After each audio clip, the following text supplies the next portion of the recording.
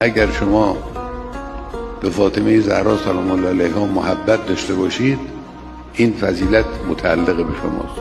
یک روایتی رو خوارزمی نقل میکنه، میگه که قال رسول الله صلی الله علیه یا سلمان، حضرت این حرف رو به سلمان گفتن: حب فاطمه ینفع فی معتن من المواطن.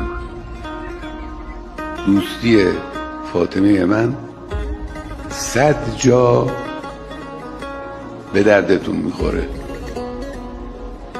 یعنی 100 جا بعد از مرحله این نشأه دنیوی.